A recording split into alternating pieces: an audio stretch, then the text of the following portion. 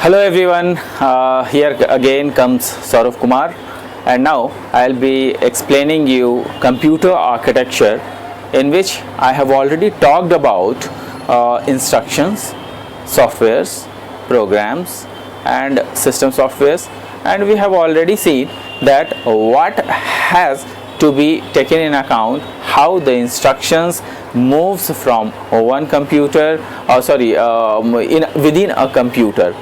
That means आज जो है हम लोग ये पढ़ना चाहेंगे कि जो इंस्ट्रक्शंस हैं वो एक्चुअली होते क्या हैं. इंस्ट्रक्शंस हम लोग ऑलरेडी पढ़ चुके हैं, सॉफ्टवेयर, प्रोग्राम, सिस्टम सॉफ्टवेयर कैसे बनते हैं ये सब हम लोग पढ़ चुके हैं. लेकिन फिर भी जो है आज हम लोग ये देखेंगे कि जो इंस्ट्रक्शंस हैं वो इंस्ट्रक्शंस किस तरीके से काम करते हैं और ये इंस्ट्रक्शन को कितने पार्ट्स में ये बांटे जाते हैं. यहाँ पर जैसे कि मैंने एक एग्जाम्पल दिया है, जो आपको आज पढ़ना है वो कुछ इंस्ट्रक्शंस के रूप में पढ़ना है, और यहाँ पर जो मैंने एग्जाम्पल दिया है वो c is equal to a plus B का है. तो c is equal to a plus B ये एक इंस्ट्रक्शन है. ये c इज इक्वल टू 2 + 3 भी हो सकता था, राइट. तो ये जो है ये क्या है, ये इंस्ट्रक्शंस है, और ये इंस्ट्रक्शन को दो पार्ट में बांट दिया जाता है. किसी भी इंस्ट्रक्शन में ऑपरेंड होता है और ऑपरेटर होता है. तो ये जो पार्ट है ये दोनों ऑपरेंड कहलाते हैं, और ये जो आपको प्लस दिख रहा है ये ऑपरेटर कहलाता है.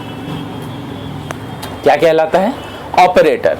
क्यों? क्योंकि ये जो C है या इज इक्वल टू है ये सब दोनों ऑपरेटर हैं, और ये दोनों ऑपरेंड हैं. ऑपरेंड इसीलिए मैंने यहाँ पे लिख दिया है, A C हो, A हो या B हो, ये सब ऑपरेंड हैं, और इज इक्वल टू और प्लस जो सिंबल्स होते हैं वो ऑपरेटर का काम करते हैं. ऑपरेटर कहने का मतलब होता है कि जो ऑपरेंड्स हैं उनके बीच में रिलेशन क्या है, जो ऑपरेंड्स हैं उनके बीच में क्या रिलेशन है, और उन पर ये रिलेशंस किस तरीके से एक्ट होंगे. जैसे यहाँ पे जो ऑपरेंड हैं C, A और B, तो पहले A और B ऐसे ऑपरेंड हैं जिनके ऊपर एडिशन ऑपरेटर काम करेगा, राइट. और C A plus B, C is equal to A plus B, तो ये जो C है वो एक ऐसा ऑपरेंड है जो A प्लस B के रिजल्ट के मिलने के बाद और C के को कंपेयर करेगा. ये एक कंपैरेटिव ऑपरेटर है. तो ये जो ऑपरेटर है वो क्या बता रहा है कि ये न बड़ा है न छोटा है, बराबर है, इक्वल है. तो ये ऑपरेटर है, और C, A और B ये सब आपके ऑपरेंड हैं. तो आपके जो इंस्ट्रक्शंस है उसमें हमेशा दो चीज तो होंगे ही होंगे, वो होगा ऑपरेंड और ऑपरेटर. और ऑपरेंड और ऑपरेटर को समझने के लिए आप लोग बस हमेशा इतना ध्यान रखिएगा कि जो भी सिंबल्स यूज होते हैं ऑपरेंड के ऊपर वो सारे ऑपरेटर्स कहलाते हैं. मतलब ये कि जो भी ऑपरेंड हैं, ऑपरेंड वो या तो अल्फ़ाबेट्स जैसे हो सकते हैं या तो फिर नंबर्स भी हो सकते हैं. तो वो जो नंबर्स हैं या अल्फ़ाबेट्स हैं उनके बीच में जो रिलेशनशिप बनता है वो रिलेशनशिप ऑपरेटर के द्वारा बनता है. तो दो ऑपरेंड या दो से अधिक ऑपरेंड के बीच में ऑपरेटर्स का इस्तेमाल होता है किसी भी इंस्ट्रक्शंस में. अब यहाँ पर जो मैंने बातें की है वो है इंस्ट्रक्शंस के बारे में मैंने बातें की है. लास्ट क्लास में हमने देखा था कि किस तरीके से जो हमारा कंट्रोल यूनिट है वो इंस्ट्रक्शन के साथ मिलकर काम करता है. कंट्रोल यूनिट इंस्ट्रक्शंस को लेता है, उसको समझता है, उसको प्रोसेस करने में हमारी मदद करता है, और किस तरीके से ये जो है इंस्ट्रक्शंस हमारे लिए बहुत ही महत्वपूर्ण है. बहुत ही महत्वपूर्ण कहने का मतलब ये है कि ये जो इंस्ट्रक्शंस हैं ये कुछ और नहीं है बल्कि हमारे द्वारा ही दिए गए इनपुट्स हैं, और वही इनपुट्स जो है किस तरीके से प्रोसेस किए जाते हैं, और वो प्रोसेसिंग के बाद कहाँ स्टोर किए जाते हैं, और स्टोर करने के बाद उसमें कौन कौन से ऑपरेंड्स और ऑपरेटर पर, कौन कौन से ऑपरेंड पे कौन कौन सा ऑपरेटर एक्ट करता है, तो ये सब चीज़ें हमने लास्ट क्लास में ही देख लिया था। आज हम लोग थोड़ा सा ये समझेंगे कि आखिर ये इंस्ट्रक्शंस जो हैं वो किस तरीके से कंट्रोल यूनिट के साथ जुड़े हुए हैं और कैसे काम करता है। यहाँ पर देखिए मैंने लिखा है the control unit has to prefer the following task. जो कंट्रोल यूनिट है उसको नीचे दिए गए जो टास्क हैं उसको कैरी आउट करना पड़ता है। और ये कैरी आउट कैसे करता है? ये कैरी आउट इसलिए करता है task to carry out the instruction execution process. Instruction execution process, ये हमेशा हम लोग ध्यान में रखेंगे कि जो कंट्रोल यूनिट है वो उसको क्या करना होता है, उसे कुछ टास्क परफॉर्म करने होते हैं और वो टास्क है इंस्ट्रक्शन को किस तरीके से एग्जीक्यूट किया जाए, उसको प्रोसेस किया जाए। तो ये इंस्ट्रक्शन एग्जीक्यूशन प्रोसेस के जरिए काम करता है। इसमें दो चीज़ें होती हैं, एक है इंस्ट्रक्शन इंटरप्रिटेशन और दूसरा है इंस्ट्रक्शन सीक्वेंसिंग। अब इंस्ट्रक्शन इंटरप्रिटेशन क्या है और इंस्ट्रक्शन सीक्वेंसिंग क्या है? तो इंस्ट्रक्शन इंटरप्रिटेशन दोस्तों हम लोग देखेंगे कि ये जो इंस्ट्रक्शंस जो दिए गए हैं यही सारे इंस्ट्रक्शन के ऑपरेंड्स और ऑपरेटर्स हैं। ये इंस्ट्रक्शन को कंप्यूटर समझता है और उसी समझने को हम लोग उसको इंटरप्रिटेशन बोलते हैं। कहने का मतलब कि जो भी इंस्ट्रक्शंस ऑपरेटर के द्वारा, ऑपरेंड के द्वारा, ऑपरेंड और ऑपरेटर के द्वारा मिला करके समझने का प्रक्रिया करता है उसको जो है इंस्ट्रक्शन इंटरप्रिटेशन कहते हैं। यहाँ पर मैंने इसको एक्सप्लेन भी किया है। Instruction interpretation, in the instruction interpretation phase the control unit reads the instruction। obviously उस इंस्ट्रक्शन को कंट्रोल यूनिट क्या करता है, रीड करता है, उसको समझता है। and recognizes the instruction operation, मतलब उस इंस्ट्रक्शन में कौन कौन से ऑपरेशन कोड होने हैं उसको रिकॉग्नाइज करता है। ऑपरेशन कोड मतलब कौन कौन से ऑपरेटर्स उस पर इस्तेमाल हो रहे हैं उसको हम लोग यहाँ पर जो इंस्ट्रक्शन इंटरप्रिटेशन है वो समझने में सक्षम हो जाता है। It then retrieves the required operands. उसके बाद क्या करता है, वो क्या करता है कि जितने भी जो आपका ऑपरेंड्स हैं उसको पहले वो रीड कर लेता है। मतलब यहाँ पे CAB है तो CAB को ये रीड करता है, ठीक है। रिक्वायर्ड ऑपरेंड्स और डेटा आइटम्स, ये ऑपरेंड्स को ही हम लोग डेटा आइटम्स भी कहते हैं। कहने का मतलब यहाँ पे C भी हो सकता है, A भी हो सकता है, B भी हो सकता है, 2 भी हो सकता है, 3 हो सकता है। तो 2 और 3 जो है उसके नंबर्स हैं इसलिए वो डेटा आइटम्स हैं। तो ऑपरेंड्स और data items and performs the desired operation, और उनके बीच जो भी आपके ऑपरेंड है उनके बीच कौन कौन से ऑपरेशंस होने हैं वो उस ऑपरेशंस को परफॉर्म करता है। कैसे? ALU arithmetic and logic unit को एक्टिवेट करने के बाद उसको ALU को क्या करता है, ये कंट्रोल यूनिट एक्टिवेट कर देता है और आपके इंस्ट्रक्शंस को वो रीड करता है, उसके ऑपरेंड को रीड करता है, उसके ऑपरेटर को रीड करता है और उस ऑपरेंड्स के ऊपर जो भी ऑपरेटर्स लगे हैं उसमें वो ऑपरेटर्स किस तरीके से काम करेंगे ये सब ALU के द्वारा किया जाता है उसको एक्टिवेट करके। Finally, the result is routed and sent to the specific destination। Finally जहाँ पर आपका रिजल्ट निकलने के बाद ये जो पूरा इंस्ट्रक्शंस जो है, ये पूरा इंस्ट्रक्शंस अगर एग्जीक्यूट हो जाता है तो इसका जो final C is equal to जो रिजल्ट निकलेगा, जो C इज इक्वल टू जैसे यहाँ पे 5 रिजल्ट निकल रहा है तो वो रिजल्ट क्या किया जाएगा, उसको भेज दिया जाएगा, उसको वहाँ भेज दिया जाएगा जहाँ पर उसकी ज़रूरत है। जैसे फाइनली वो मेमोरी में स्टोर होगा, तो जिस मेमोरी में भी स्टोर होगा उसको स्पेसिफिक डेस्टिनेशन कहते हैं और उस डेस्टिनेशन में इस मेमोरी में स्टोर कर दिया जाएगा final result. The control unit determines the address of the next instructions to be executed. Control unit के फीचर्स हैं कि वो क्या करता है कि जब आप काम कर रहे होते हैं तो अपने रजिस्टर्स के द्वारा, उसके डिफरेंट रजिस्टर्स होते हैं, और उस रजिस्टर्स के द्वारा वो क्या करता है कि अपना ये काम ख़त्म करके और उसको मेमोरी में भेज दिया। फिर नेक्स्ट इंस्ट्रक्शन जो होने वाला है, ऐसा कोई और इंस्ट्रक्शंस होगा, उसको क्या करेगा कि वो इंस्ट्रक्शंस को पहले से ही वो ध्यान में रखेगा कि इसको ख़त्म करने के बाद दूसरा इंस्ट्रक्शन जो है इसको हम लोग कैसे करेंगे। तो दोस्तों इसका मतलब ये है कि आपका जो इंस्ट्रक्शंस है वो एक साथ एक ही इंस्ट्रक्शंस नहीं जाते हैं, कई सारे इंस्ट्रक्शंस के ऊपर इंस्ट्रक्शंस कंप्यूटर को मिलते रहते हैं, और वो सारे इंस्ट्रक्शंस, याद रखिएगा, वो सारे इंस्ट्रक्शंस सीक्वेंशियली फॉलो अप किए जाते हैं। मतलब कौन सा इंस्ट्रक्शन जाना है, पहले ये जाएगा कि पहले ये जाएगा, और ये दोनों में से पहले अगर ये जाएगा तो उसके बाद ये तैयार है दूसरा इंस्ट्रक्शंस जाने के लिए। तो जो पहला इंस्ट्रक्शंस है उसका अगर काम खत्म हो गया है तो उसको क्या करेगा, कंट्रोल यूनिट उसको मेमोरी में भेज देगा और फाइनल रिजल्ट जो निकलेगा उसको भेज देगा, और नेक्स्ट इंस्ट्रक्शन जो जिसको एग्जीक्यूट होना है उसको क्या करेगा, उसको अपने मेमोरी में ले लेगा कि अब हमें ये काम करना है, मतलब दूसरा काम जो हमारा ये है।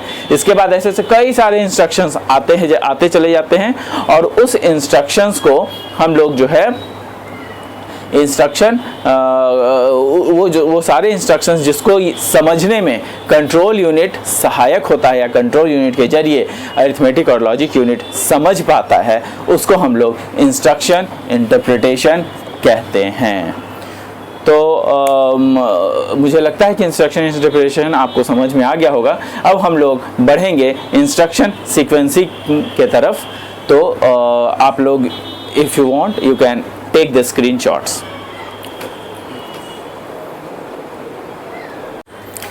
देखिए दोस्तों, यहाँ पर हम लोगों ने अभी इंस्ट्रक्शन इंटरप्रिटेशन पढ़ा था। अब आगे जो नेक्स्ट है वो है इंस्ट्रक्शन सीक्वेंसिंग।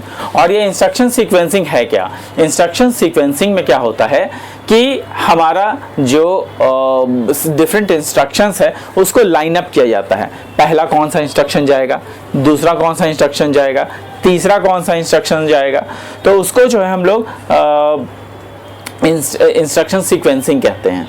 तो अगर मान लिया कि जनरली क्या होता है कि जिस तरीके से इंस्ट्रक्शंस पुट किए जाते हैं, कहने का मतलब कि अगर इंस्ट्रक्शंस जो पहले आए हैं उसके बाद जो इंस्ट्रक्शन आए हैं उसके बाद जो आए हैं, मतलब ये सीक्वेंशियली इंस्ट्रक्शंस को इंटरप्रेट किया जाता है और सीक्वेंशियली इंस्ट्रक्शन को सीक्वेंस किया जाता है। सीक्वेंस का मतलब ही होता है लाइनिंग अप, एक के बाद दूसरा लाइन, तीसरा लाइन। तो जो पहला इंस्ट्रक्शन, दूसरा इंस्ट्रक्शन, तीसरा इंस्ट्रक्शन, ऐसे कौन कौन से इंस्ट्रक्शन एग्जीक्यूट होने हैं, पहले कौन सा इंस्ट्रक्शन जाएगा, दूसरा कौन सा इंस्ट्रक्शन जाएगा, तीसरा कौन सा इंस्ट्रक्शन जाएगा, वो हम लोग जो है इसमें देखेंगे। और इसमें जो है इंस्ट्रक्शन सीक्वेंसिंग में क्या होता है कि जब इंस्ट्रक्शन सीक्वेंसिंग काम कर रहा होता है तो पहले हमेशा इंस्ट्रक्शन को इंटरप्रेट किया जाता है, इंस्ट्रक्शन को सीक्वेंस पहले किया जाता है। तो जो पहला इंस्ट्रक्शन गया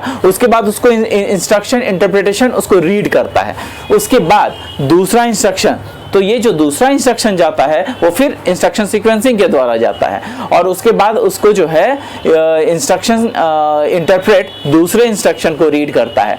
फिर तीसरा जो कि जो भी इंस्ट्रक्शन जाएगा वो इंस्ट्रक्शन सीक्वेंसिंग के जरिए जाएगा, और वो फिर जो है इंस्ट्रक्शन सीक्वेंसिंग के बाद इंस्ट्रक्शन इंटरप्रिटेशन काम करेगा। और इंस्ट्रक्शन इंटरप्रिटेशन क्या करेगा कि आपका जो भी आपका इंस्ट्रक्शन है उसको वो फिर से रीड करेगा, समझेगा, और ये समझने के बाद फिर जो है इसी तरीके से इंस्ट्रक्शन इंटरप्रिटेशन और इंस्ट्रक्शन सीक्वेंसिंग दोनों का आपस में जो तालमेल है वो इतना बढ़िया होता है कि आपका सीक्वेंसिंग जो है इंस्ट्रक्शंस पे इंस्ट्रक्शंस दिए चला जाता है, और इंस्ट्रक्शन इंटरप्रिटेशन जो है उन इंस्ट्रक्शंस को रीड करते रहता है और उसको वो समझता रहता है, और समझने के बाद वो सारे इंस्ट्रक्शंस को एक साथ क्लब करके फाइनल रिजल्ट निकालता है।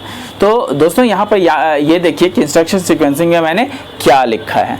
During instruction sequencing various number of instructions comes up. Obviously instruction sequencing के समय में जब सीक्वेंसिंग होता रहता है तो बहुत सारे इंस्ट्रक्शंस आते हैं। मतलब अगर किसी भी काम को कंप्यूटर में करना है तो ऑब्वियसली प्रोग्राम के जरिए किया जाएगा, और वो प्रोग्राम में कई सारे इंस्ट्रक्शंस होते हैं। तो जो भी इंस्ट्रक्शन सीक्वेंसिंग क्या करता है कि बहुत सारे इंस्ट्रक्शंस को आने देता है, और उसके बाद वो क्या करता है, उसको लाइन अप करता है। कैसे करता है? Instructions comes up so as to send the instructions line by line. उन सारे इंस्ट्रक्शंस को देखते हुए फिर ये इंस्ट्रक्शन सीक्वेंसिंग समझता है कि पहला इंस्ट्रक्शन ये गया, फिर दूसरा कौन सा जाना है, फिर तीसरा कौन सा जाना है, उसको ये निर्धारित करता है। उसके बाद ये क्या करता है, ये सारे इंस्ट्रक्शंस को किसे दे देता है? अरिथमेटिक एंड लॉजिक यूनिट को। अरिथमेटिक एंड लॉजिक यूनिट को ये सारे इंस्ट्रक्शंस दे दिया जाता है, जहां पर उसकी प्रोसेसिंग होती है, और इंस्ट्रक्शन इंटरप्रिटेशन वहां पर इंटरप्रेट करता है, उन सारे इंस्ट्रक्शंस को समझता है कि कहां पर ऑपरेंड्स पे कौन सा ऑपरेटर लगा है, किस तरीके से वो उस इंस्ट्रक्शन को काम करना है। और वो इंस्ट्रक्शन इंटरप्रिटेशन समझने के बाद क्या करता है कि जो नेक्स्ट इंस्ट्रक्शंस हैं, जो इंस्ट्रक्शन सीक्वेंसिंग ने जो नया और इंस्ट्रक्शंस लेके रखा हुआ है, उस इंस्ट्रक्शंस को क्या करता है? The next instructions to be executed is stored. जो दूसरा इंस्ट्रक्शंस है वो सारे इंस्ट्रक्शन को स्टोर कर लिया जाता है। कहाँ पे? मेमोरी में कर लिया जाता है। मेमोरी वर्ड का मतलब मेमोरी, और वो मेमोरी कई तरीके के होते हैं, जैसे कि मैंने आपको बताया हुआ है कि जो मेमोरी हैं वो प्राइमरी होते हैं, सेकेंडरी होते हैं, कैचे होते हैं। प्राइमरी में भी रैम रोम होते हैं। इसको हम लोग डिटेल में भी पढ़ेंगे, मेमोरी चैप्टर आपका पढ़ना है तो मैं उसमें भी इसको पढ़ाऊंगा आपको। लेकिन आप यहाँ पर ये समझ लें कि जो मेमोरी वर्ड्स हैं उसमें ये सारे इंस्ट्रक्शन स्टोर कर दिए जाते हैं, जो कि किस तरीके से पहला इंस्ट्रक्शन फॉलो करेगा, फिर दूसरा इंस्ट्रक्शन कैसे फॉलो करेगा, वो सब उसमें डिफाइंड होता है। जैसे देखिए, the next instructions to be executed is stored in the memory word that immediately followed the words where the current instruction is held। मतलब जहां पर भी करंट इंस्ट्रक्शंस रखा हुआ है वो उस पर्टिकुलर मेमोरी को जाकर के उस मेमोरी को एक्टिवेट करता है, और उसी मेमोरी में से ये सारे इंस्ट्रक्शंस को रीड किया जाता है एग्जीक्यूशन के लिए। There are sample of exceptional situations. लेकिन ये जो इंस्ट्रक्शंस हैं उसमें भी जो सीक्वेंशियल होते हैं उसमें भी कई सारे जो है आपके डिफरेंट एक्सेप्शनल सिचुएशंस हैं, और वो एक्सेप्शनल सिचुएशंस को हमें पढ़ना है। वो है पहला ब्रांच इंस्ट्रक्शन, और दूसरा है सब रूटीन कॉल्स। तो दोस्तों आपको समझ में आ गया होगा कि इंस्ट्रक्शन इंटरप्रिटेशन क्या करता है। जो भी इंस्ट्रक्शन आता है उसके ऑपरेटर और ऑपरेंड्स को समझता है, ऑपरेंड्स के बीच में कौन सा ऑपरेटर लगना है ये समझता है, और दूसरा आगे जो इंस्ट्रक्शन सीक्वेंसिंग है वो क्या करता है, instruction sequencing line by line जितने भी इंस्ट्रक्शंस हैं उसको वो सेंड करता है। कोई ज़रूरी नहीं है कि जो प्रोग्राम में सीक्वेंसिंग, जनरली ऐसा होता है कि जो भी एक प्रोग्राम है उसमें जितने भी लाइंस एग्जीक्यूट करने हैं एक के बाद एक, जैसे लाइन नंबर 1 अभी, लाइन नंबर 2 फिर उसके बाद लाइन नंबर 3, लाइन नंबर 4।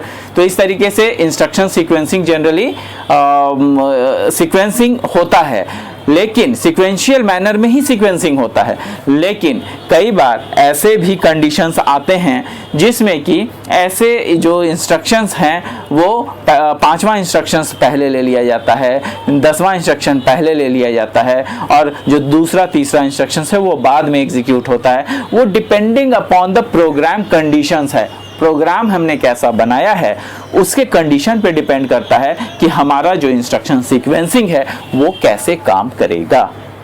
तो instruction sequencing line by line जितने भी कोड्स दिए गए हैं, जितने भी इंस्ट्रक्शन दिए हैं, उनको लाइन अप करता है।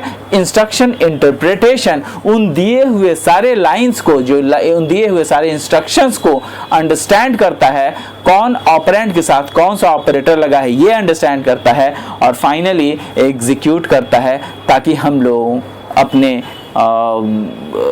जो इंस्ट्रक्शंस हैं, जो प्रोग्राम हैं, उसको एग्जीक्यूट करवा सकें। तो दोस्तों, मुझे समझ में अभी तक मुझे लगता है कि आप लोगों को समझ में आ गया होगा, और ये जो ब्रांच इंस्ट्रक्शंस और सब रूटीन कॉल्स है, इसको हम लोग नेक्स्ट क्लास में करेंगे। और अभी के लिए इतना ही। आप लोग जो है इस जो भी मैंने यहाँ पे नोट्स दिए हैं, जो भी मैंने आपके डेफिनेशंस लिखे हैं, प्लीज़ उसको गो थ्रू कीजिए, उसको लिख लीजिए, उसको समझ लीजिए। दिक्कत होती है, नेक्स्ट हमेशा वीडियो को बार बार देखिए, ताकि आपके दिमाग में यहाँ सेट हो जाना चाहिए कि कंप्यूटर आर्किटेक्चर हमें इसलिए पढ़ना है कि कंप्यूटर में किस तरीके से कौन कौन से जो कंपोनेंट है किस किस चीज़ के लिए काम में आते हैं, और उसके टर्मिनोलॉजीज़ को हमेशा ध्यान में रखना है। जैसे यहाँ पे इंस्ट्रक्शन इंटरप्रिटेशन आया, इंस्ट्रक्शन सीक्वेंसिंग आया, और उसका क्या काम है, फिर उसके बाद फिर उसको किस तरीके से एग्जीक्यूट किया जाता है। अब जो आपका नेक्स्ट आने वाला है सब ब्रांच इंस्ट्रक्शंस और सब रूटीन कॉल्स है। तो ये सब टर्मिनोलॉजीज़ हैं जिनको कि लिखिएगा, तभी आपके मार्क्स उठेंगे। और अगर आप इनको लिखेंगे तो हमें समझ में आ जाएगा कि आपने जो लिखा है वो आपको आता है। मतलब अगर आपने इंस्ट्रक्शन इंटरप्रिटेशन, आप तभी लिख पाएंगे जब आपको इंस्ट्रक्शन इंटरप्रिटेशन आता है। अगर आपको इंस्ट्रक्शन इंटरप्रिटेशन नहीं आएगा तो आप ऐसे वर्ड्स का इस्तेमाल करके फंसना नहीं चाहेंगे। तो अपने आंसर्स में आप लोग अगर ऐसे वर्ड्स का इस्तेमाल करते हैं तो ऑब्वियसली आप लोगों के जो आंसर्स हैं वो सटीक हो जाते हैं, अच्छे हो जाते हैं। और हमेशा हम ये याद रखिएगा कि जो हमेशा जो ये आंसर्स और कॉपीज़ जो चेक किए जाते हैं, उसमें हम लोग जो है आपका पूरा का पूरा आंसर नहीं पढ़ते हैं, बल्कि आपके जो आंसर्स हैं उसके कीवर्ड्स को पकड़ते हैं। जैसे हम लोग इस पर्टिकुलर इंस्ट्रक्शन सीक्वेंसिंग को अगर हम लोग मार्किंग करेंगे तो हम लोग देखेंगे कि अच्छा इंस्ट्रक्शन सीक्वेंसिंग है, तो उसमें उन्हें जो बच्चे हैं उसमें instructions line by line up का कहीं ना कहीं प्रयोग किया गया होगा। तो यहाँ पे लाइन बाय लाइन है। अच्छा, तो इसका मतलब है कि बच्चों को पता है कि इंस्ट्रक्शंस लाइन बाय लाइन भेजे जाते हैं। अच्छा, प्रोसेसिंग वर्ड यूज हुआ होगा तो प्रोसेसिंग वर्ड है। फिर उसके बाद और क्या यूज हुआ होगा, तो नेक्स्ट इंस्ट्रक्शंस जो है एग्जीक्यूट होता है वो आपने लिखा होगा, तो वो चीज़ है। तो हम लोग क्या करते हैं कि इसी कुछ एक्सेप्शनल सिचुएशंस के बारे में आपने लिखा होगा, तो वो भी है यहाँ पे। तो ये सब कीवर्ड्स को हम लोग पकड़ते हैं और यही हम लोग कीवर्ड्स देखते हैं, क्योंकि पूरा अगर हम लोग पढ़ने बैठेंगे तो कई सारे बच्चे इतने सारे कुछ लिख देते हैं और जो मेन चीज़ है वो लिख ही नहीं पाते हैं, तो उस तरीके में समय बहुत नष्ट हो जाता है। तो अगर आपने इस तरीके का जो कीवर्ड्स है अगर आपने अपने आंसर में इस्तेमाल किया है तो ऑब्वियसली आपको मार्क्स मिलेंगे, और हम लोग ये समझेंगे कि आपको वो चीज़ें आती है, तभी आपने अपने आंसर में उसको इंक्लूड किया है। तो गाइज, आप लोग इसको ध्यान से पढ़ें, काफ़ी कॉन्सेप्चुअल सब्जेक्ट है, आपको इसमें मेहनत करनी पड़ेगी। तो guys, I think you all are ready for it, and we will be meeting in the next class. Thank you. Thanks a lot. Please take the screenshots.